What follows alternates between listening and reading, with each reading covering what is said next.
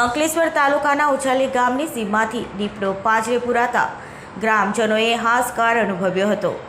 ગ્રામજનોને રજૂઆતના આધારે વન વિભાગ દ્વારા પાંજરું ગોઠવવામાં આવ્યું હતું। ભરૂચના ઝઘડિયા વાલિયા અને નેત્રંગ સહિતના ટ્રાઇબલ વિસ્તારમાં વન્યજીવોની હાજરી નોંધાયા બાદ હવે અંકલેશ્વરના શહેરી વિસ્તાર નજીક પણ વન્યજીવો આવી ચડતા હોય છે। ત્યારે અંકલેશ્વરના ઉછાલી ગામે દીપડો નજરે પડતા ગ્રામજનોમાં ફફડાટ ફેલાયો હતો। દીપડો દેખાતા અંગે ગ્રામજનો દ્વારા વન વિભાગને રજૂઆત કરવામાં આવી હતી, જેને પગલે વન વિભાગ દ્વારા ગામની સીમમાં પાંજરું ગોઠવવામાં આવ્યું હતું। આ પાંજરામાં દીપડો આજે સવારના સમયે આબાદ કેદ થયો હતો। દીપડો પાંજરે પુરાયો હોવાની વાત ફેલાતા એને જોવા લોકોના ટોળા ઉમટ્યા હતા।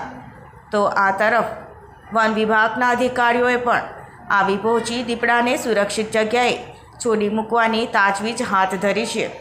અત્રે ઉલ્લેખનીય છે કે આજથી 4 દિવસ પૂર્વ પણ અંકલેશ્વરના જ ખરોડ ગામે દીપડો પાંજરે પુરાયો હતો। ત્યારે વન્યજીવોનું જંગલ વિસ્તાર છોડી શહેરી વિસ્તાર તરફ પ્રયાણ ચિંતાનું કારણ બન્યું છે।